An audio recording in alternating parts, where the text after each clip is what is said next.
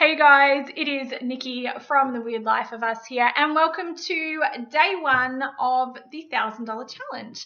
Hopefully you received an email from me this morning entitled You Need to Know Your Numbers, and we are kicking off this round of the challenge with a day all about budgeting.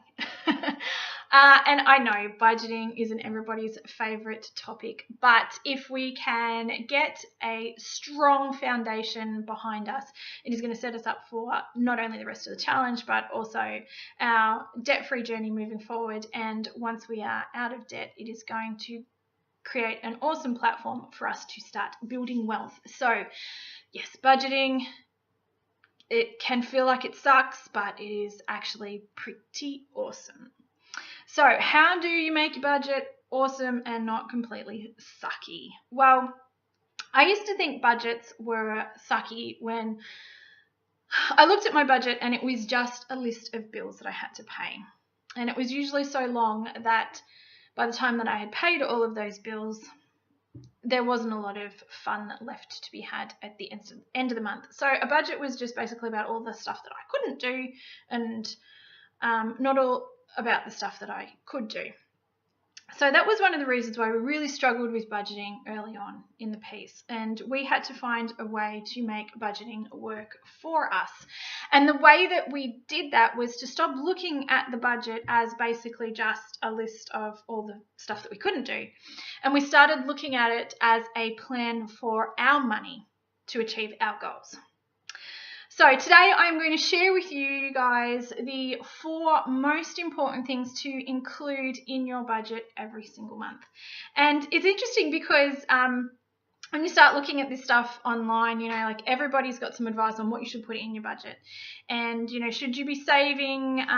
Should you be putting away for your retirement while you're trying to pay out of debt? Like everybody has an argument on this. And we actually have 4 things that we think are more important to include in your budget each month, and they may actually surprise you a little bit. So I'm going to work backwards. We're going to do number 4 first, and we're going to work up to number 1. The 4th most important thing to include in your budget each month, we think, is to draw a line in the sand. And what do I mean by that? I mean to have your budget written out in a priority order, but to also actually physically have a line in your budget and have your needs above the line and your lifestyle wants below the line. And the reason why we suggest to do this is because when we start looking at things in priority order, we start to value and assess the things that we are spending our money on. And inevitably, if we want to reach our goals, some of these lifestyle wants are probably going to have to go. And it's going to be much easier to decide what needs to go if we can have a look at things in priority order and we can see everything above the line is a need. We absolutely need to have these things. If you follow Dave Ramsey, he calls these things the 4 walls, but they are basically we need to have a roof over our head, we need to have our utilities, we need to have some food, and we need to have transport to get us to and from work and school and those important things. Pretty much everything else outside of the 4 walls are lifestyle wants. They're things that we just want to have. They're not necessarily things that we absolutely need to have in our lives. So when we start to draw a line in the budget and we can see that things below the line are lifestyle wants, then we start to make better decisions on what we put below the line. So the 4th most important thing to put in your budget is to draw a line in the sand. The 3rd most important thing to put in your budget is what we call splash cash. This is basically just a set amount of discretionary spending for both you and your spouse or partner.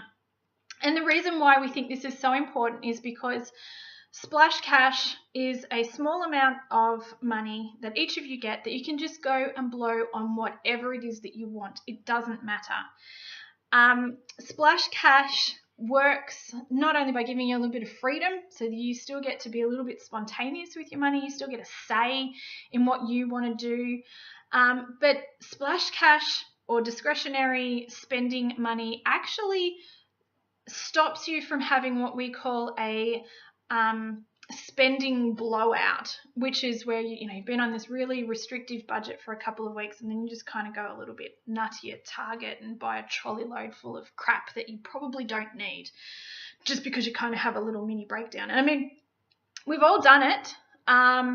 And the interesting thing about these binge spending sprees is that financially, you have to bounce back from them. Sure, it's probably a couple of $100s that you didn't need to spend, but it actually does so much more damage mentally than what it does financially. Mentally, we keep ending up in this loop where we keep blowing out our budget, and we can't seem to get our lifestyle to fit in with the amount that we have to live off. So we end up believing that budgeting doesn't work.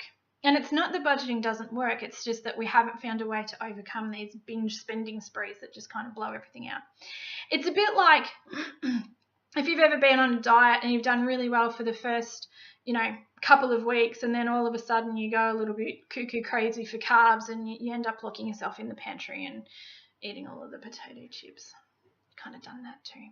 Anyways, the second most important thing to include in your budget each month is to have a buffer. And you can call it a buffer, you can call it a miscellaneous spending line, doesn't really matter what you call it. What it is it's a small amount of money that you allocate in your budget each month for unexpected little mini emergencies that can pop up. One of the big things that we find that happens is that people sit down, they do their budget, it's all allocated, they've worked really hard, they've gone back through their bank statements, they've accounted for everything, they've put it all in their budget, and it's going to work. It's tight, but it's going to work. And then always, there seems to be something that crops up that just wasn't on the list, and it just blows the whole thing out. One of your kids gets sick and you have to go to the pharmacy and pick up some medication, and then all of a sudden, where is it going to come out of? What needs to get dropped out? It just blows the whole thing out of the water. Now, if you have a buffer already in your monthly budget, then these little mini emergencies aren't so much of a big deal because they're already accounted for. Well, they're not accounted for. You have a small amount of slack in the line that can cover these things.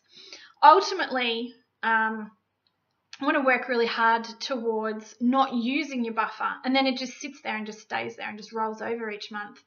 But if you do have to use it, if you do have a little mini emergency, then you do have a little bit of slack in the line, and you can dip into your buffer to cover these things, and then all you have to do is top your buffer back up next month instead of throwing the whole budget out the window and none of it works. So draw a line in the sand. We need to allocate everybody a little bit of splash cash. We definitely need to have a buffer. But the most important thing, the number one thing to include in your budget each month to turn this thing from just a boring list of bills that you have to pay to a spending plan with a purpose is to have a goal, to have a goal-driven budget. And we do a goal-driven priority-based zero budget. You can do a goal with Scott Pape's percentage-based bucket. It doesn't matter. The idea is, what is it that we want to achieve this month with our money? And I always encourage you to reach a little bit further than what you think you're going to be able to achieve. Just push just a little bit, because with the other tips that are going to be coming throughout the rest of the week, we are not only going to be able to rein in some of our spending and free up a little bit of money within our income that we already have, we're going to find ways to add some extra income as well. So don't be afraid to stretch a little bit further than what you think is possible. So this month, I want you to sit down and create a budget for the month ahead. We are halfway through July, so if you would prefer, you can do sort of a 6-week budget to get you to the end of August, do the last couple of weeks of July, and then the whole month of August. And your goal for this month is going to be to put $1,000 in your $1,000 challenge account. Nice and easy. The task for today is to allocate in your next month's budget, or this month's budget, is to allocate $166 to your $1,000 challenge account. Now, if you get paid fortnightly, you could do that as fortnightly payments of, what's it, $83. Or if you get paid weekly, you could divide it by weekly amounts. If you get paid, I don't know, some crazy, like you get paid like $12 times over the next month, then just divide it by how many pays you're going to get and allocate that money to your $1,000 challenge account. Now, you might be thinking to yourself, okay, well, that's great. Do I have to allocate $166 6 times to get $1,000 in my challenge account? No, I only want you to do it just the once. Just allocate one lot of $166 over the next month to your $1,000 challenge account. That's it for today's task. Sounds easy, but I do also want you to do a budget blueprint so that when you go to do September's budget, you've already got half of the work done for you.